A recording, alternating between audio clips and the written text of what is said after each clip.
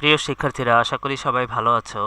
আজকে আমরা আলোচনা করতে যাচ্ছি নবম শ্রেণীর ইংরেজি বইয়ের 53 নং পৃষ্ঠায় টোনস ইন স্টেটমেন্টস নামে যে একটি ছক দেওয়া হয়েছে এটি সম্পর্কে, অর্থাৎ page number 53, lesson 4.3.2 tones in statements.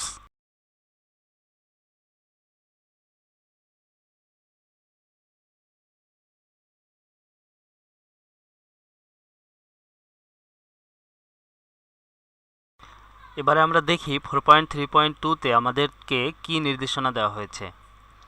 এখানে যে টেবিলটি দেওয়া হয়েছে সেই টেবিলটির 3টি কলাম রয়েছে। প্রথম কলামে রয়েছে সেন্টেন্স, মাঝের কলামে রয়েছে তার সাথে সংশ্লিষ্ট টোনস, এবং সর্বশেষ কলাম অর্থাৎ যেই কলামে তোমাদেরকে কাজ করতে হবে সেখানে রয়েছে how the statement gives the exact tone. অর্থাৎ মাঝের কলামে যে নির্দেশিত টোনটি রয়েছে তা প্রদত্ত সেন্টেন্সটি কিভাবে প্রকাশ করে সেটি উদাহরণসহ বুঝিয়ে বলতে হবে। আমরা দেখি 4.3.2তে যে নির্দেশনা দেওয়া হয়েছে সেটি কি। Read the given sentences in the left column and the respective tones in the middle column. বাম কলামে প্রদত্ত বাক্য এবং মাঝের কলামে দেওয়া সংশ্লিষ্ট টোনগুলো পড়ো। নাও in groups or pairs discuss and right in the next column how the statement gives the exact tone stated in the middle column. এখন কিভাবে সঠিক টোনটি মাঝের কলামে বর্ণনা করা হয়েছে তা জোড়ায় বা দলে আলোচনা করো এবং পাশের কলামে লেখো। One is done for you, একটি উদাহরণ তোমাদের জন্য করে দেওয়া হলো। এই সমাধানটি করার জন্য টোন জিনিসটা কি সে বিষয়ে জানা প্রয়োজন।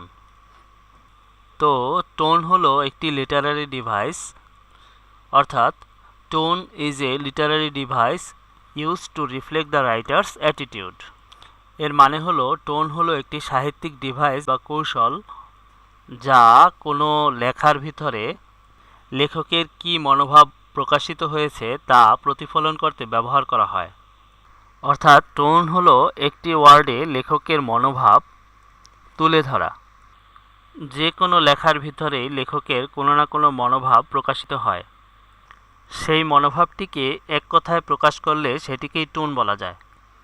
Tone is a literary device used to reflect the writer's attitude toward a character, situation, or the subject matter of a text.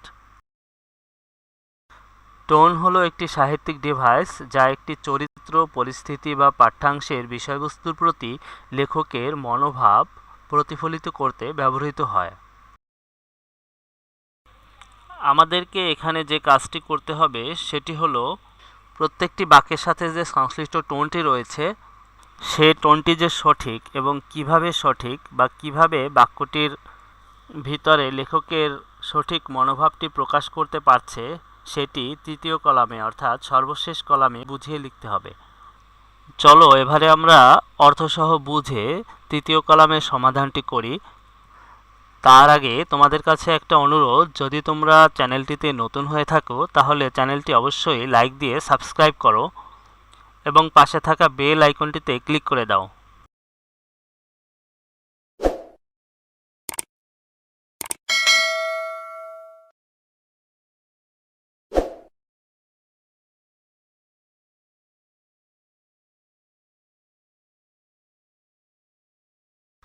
আমাদের মূল কাজ হচ্ছে প্রদত্ত সেন্টেন্সটির সাথে সংশ্লিষ্ট যে টোনটি রয়েছে সেটির যথার্থতা যাচাই করা, এবং যথার্থতা যাচাই করার জন্য আমাদের তৃতীয় কলামে সেটি বুঝিয়ে লিখতে হবে। তো আমি বিষয়টি যেভাবে উপস্থাপন করেছি আশা করি তোমরা সেভাবে এটা বুঝে নিতে পারবে।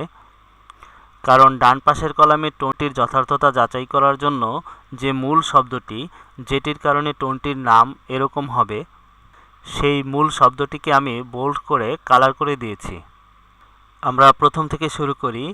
সেন্টেন্স এ নাম্বার সেন্টেন্সটিতে আছে, joining a club or extra curricular activities can help you develop new skills and make friends. একটি ক্লাবে বা পাঠ্যক্রম বহির্ভূত কার্যকলাপে যোগদান তোমাকে নতুন দক্ষতা বিকাশ করতে এবং বন্ধু তৈরি করতে সহায়তা করে।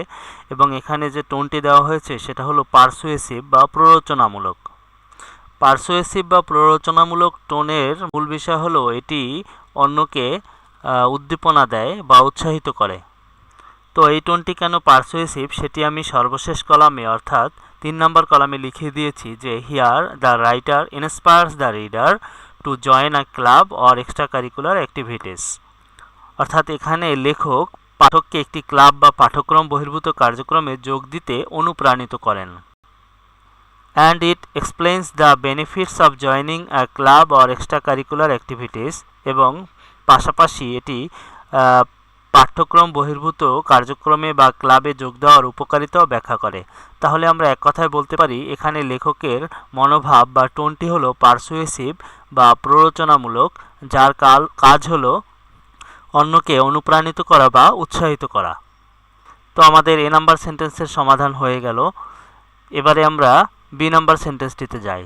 বি নাম্বার সেন্টেন্সটিতে রয়েছে please ensure that your assignments R submitted on time. অনুগ্রহ করে নিশ্চিত করো যে তোমার অ্যাসাইনমেন্ট সময় মতো জমা দেওয়া হয়েছে। তো এখানে যে টোনটি লেখক ব্যবহার করেছেন বা এখানে লেখকের যে মনোভাবটি পাওয়া যায় সেটি হলো ফর্মাল বা আনুষ্ঠানিক। ফর্মাল শব্দটির আরেকটি সিনোনিম হলো অফিসিয়াল, যেখানে কারো ব্যক্তিগত কথা থাকবে না। তো লেখকের এখানে টোনটি ফর্মাল কেন সেটি আমরা 3 নম্বর কলামে সমাধান করার চেষ্টা করি। এখানে আমি লিখে দিয়েছি এভাবে যে here the writer uses polite language. এখানে লেখক ভদ্র ভাষা ব্যবহার করেছেন। And emphasises the importance of submitting assignments on time, এবং সময় মতো অ্যাসাইনমেন্ট জমা দেওয়ার গুরুত্বের উপরও জোর দিয়েছেন। তো আমরা বুঝতে পারি যে ভদ্র ভাষায় অফিসিয়ালভাবে যে কথাবার্তা বলা হয় সেগুলোকেই ফর্মাল কথাবার্তা বলা হয়।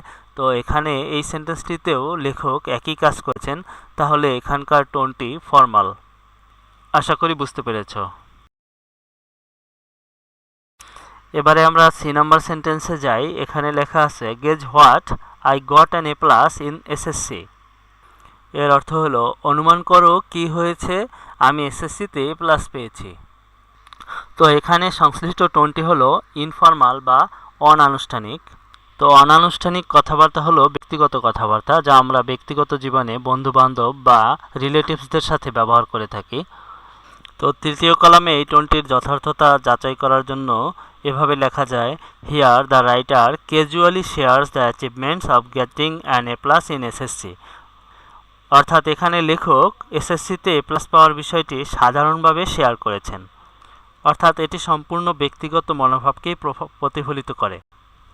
সি নাম্বার সেন্টেন্সের পরে আমরা ডি নাম্বার সেন্টেন্সে যাই। এখানে রয়েছে I will never forget the day I went on a thrilling roller coaster ride at the amusement park. আমি সেই দিনটির কথা কখনোই ভুলব না যেদিন আমি বিনোদন পার্কে রোলার কোস্টারে রোমাঞ্চকর অভিজ্ঞতা অর্জন করেছিলাম। তো এই বাক্যটিতে দেখা যাচ্ছে লেখকের একটি বর্ণনামূলক কথা চলে আসছে। এখানে লেখক তার অতীত কোনো স্মৃতিচারণ করেছেন বা স্মৃতিকে বা ঘটনাকে বর্ণনা করেছেন, তাই এই সেন্টেন্সটির টোন হলো ন্যারেটিভ বা বর্ণনামূলক। তো here the writer ন্যারেটস the memorable experience of going on a thrilling roller coaster ride. এখানে লেখক একটি রোমাঞ্চকর রোলার কোস্টার রাইডে যাওয়ার স্মরণীয় অভিজ্ঞতাকে বর্ণনা করেছেন, তাই এই টোনটি হলো ন্যারেটিভ। আশা করি তোমরা বুঝতে পেরেছ। ই নাম্বার সেন্টেন্সে এখানে বলা হয়েছে when I think about my favourite hobby it brings me joy and helps me relax. অর্থাৎ যখন আমি আমার প্রিয় শখের কথা ভাবি তখন এটা আমাকে আনন্দ দেয় এবং বিশ্রাম নিতে সহায়তা করে। এই সেন্টেন্সটির টোনটি হলো রিফ্লেকটিভ বা চিন্তামূলক। এটির যথার্থতা যাচাইয়ে আমি এভাবে লিখেছি here the writer contemplates the joy and relaxation brought by thinking about his favourite hobby. এখানে লেখক তার প্রিয় শখের কথা চিন্তা করে পাওয়া আনন্দ এবং বিশ্রাম নেওয়ার কথা ভাবছেন। তো এই সেন্টেন্সটির মূল বিষয়টি হলো লেখকের কন্টেম্পলেটিং করা অর্থাৎ চিন্তা ভাবনা করা, যা তাকে একটি মানসিক প্রশান্তি দেয়। তাই এর টোনটি হলো রিফ্লেকটিভ বা চিন্তামূলক। এবারে আমরা এফ নাম্বারে যাই। এখানে রয়েছে on my birthday the heart warming surprise from my friends made me feel grateful and loved. এর অর্থ হলো আমার জন্মদিনে আমাদের বন্ধুদের কাছ থেকে পাওয়া হৃদয়স্পর্শী বিস্ময় আমাকে কৃতজ্ঞ এবং ভালোবাসার অনুভূতি দিয়েছে। এই সেন্টেন্সটির টোন হলো ইমোশনাল বা আবেগপূর্ণ। এটি কিভাবে আবেগপূর্ণ তা আমরা তৃতীয় কলামে দেখি। Here the emotional tone is conveyed as the writer expresses gratitude and love.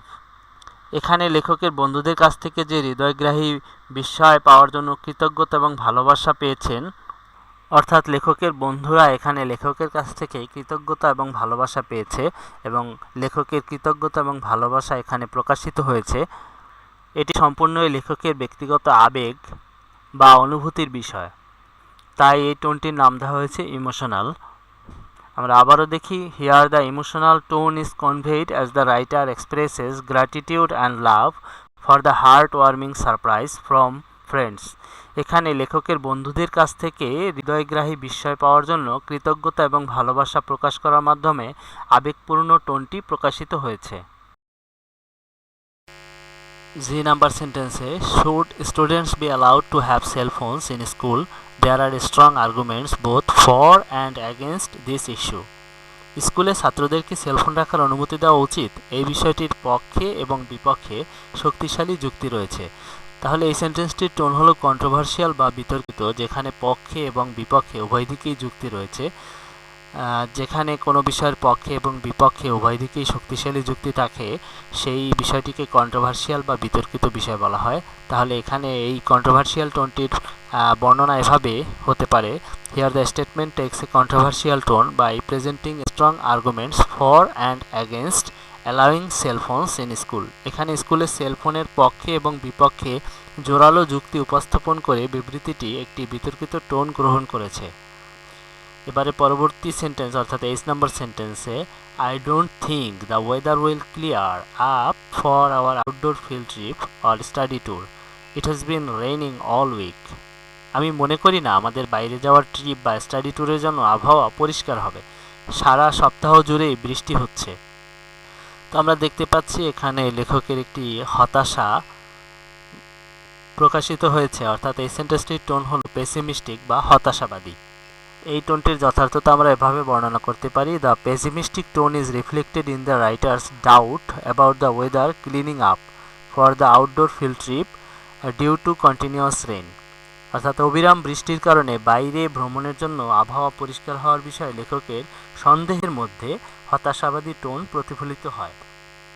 তাহলে এই সেন্টেন্সটির টোন হলো পেসিমিস্টিক বা হতাশাবাদী, যেহেতু এখানে লেখকের সন্দেহ বা ডাউট প্রকাশিত হয়েছে।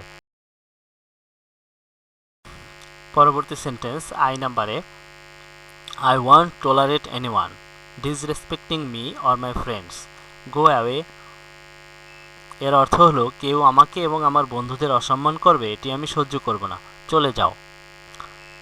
দেখা যাচ্ছে এখানে লেখকের আক্রমণাত্মক মনোভাব প্রকাশিত হয়েছে, তাই এই সেন্টেন্সটির টোন হলো অ্যাগ্রেসিভ বা আক্রমণাত্মক। যেহেতু কেউ যদি তাকে বা তার বন্ধুদেরকে অসম্মান করে সেটি তিনি বরদাস্ত করবেন না এবং যিনি বিরক্তকারী বা অসম্মানকারী তাকে সহ্য করতে না পেরে তিনি চলে যাওয়ার জন্য বলেছেন। তো এই সেন্টেন্সটির টোন হলো অ্যাগ্রেসিভ বা আক্রমণাত্মক। তো এটির যথার্থতা এভাবে বর্ণনা করা যায়: here the writer firmly declares their intolerance for disrespect instructing someone to go away. এখানে লেখক দৃঢ়ভাবে তাদেরকে অসম্মান করার জন্য তাদের অসহিষ্ণুতা প্রকাশ করেছেন আর কাউকে চলে যেতেও নির্দেশ দিয়েছেন। তাহলে এই সেন্টেন্সটির টোন হলো অ্যাগ্রেসিভ বা আক্রমণাত্মক। এবারে আমরা সর্বশেষ সেন্টেন্সে আসি। এখানে, how does the internet work? I am really curious about the technology behind it. অর্থাৎ ইন্টারনেট কিভাবে কাজ করে, আমি এর পেছনে যে প্রযুক্তি রয়েছে সে সম্পর্কে সত্যিই কৌতূহলী। তো এখানে আমরা দেখতেই পাচ্ছি যে লেখক খুবই কৌতূহল প্রকাশ করেছেন, তাই এই সেন্টেন্সটির টোন হলো কিউরিয়াস বা কৌতূহলী। তো আমরা এই সেন্টেন্সটির যে কিউরিয়াস বা কৌতূহলী টোন কেন সেটির যথার্থতা এভাবে বর্ণনা করতে পারি: the curious tone is displayed here as the writer expresses a genuine interest in understanding the technology behind the internet. অর্থাৎ এখানে কৌতূহলী টোন প্রদর্শিত হয়েছে কারণ লেখক ইন্টারনেটের পেছনের প্রযুক্তি বোঝার জন্য প্রকৃত আগ্রহ প্রকাশ করেছেন। তো লেখকের আগ্রহ বা ইন্টারেস্ট প্রকাশ হওয়ার কারণেই এই সেন্টেন্সটির টোন হলো কিউরিয়াস বা কৌতূহলী। আশা করি সবাই বুঝতে পেরেছ। এ পর্যায়ে আমাদের এই লেসনটি এর টেবিলটি সমাধান শেষ হলো। আশা করি সবাই বুঝতে পেরেছো এবং উপকৃত হবে। তো চ্যানেলটি এখনও সাবস্ক্রাইব না করে থাকলে তোমরা অবশ্যই চ্যানেলটিকে সাবস্ক্রাইব করবে এবং পাশে থাকা বেল আইকনটিতে ক্লিক করে দিবে। ধন্যবাদ।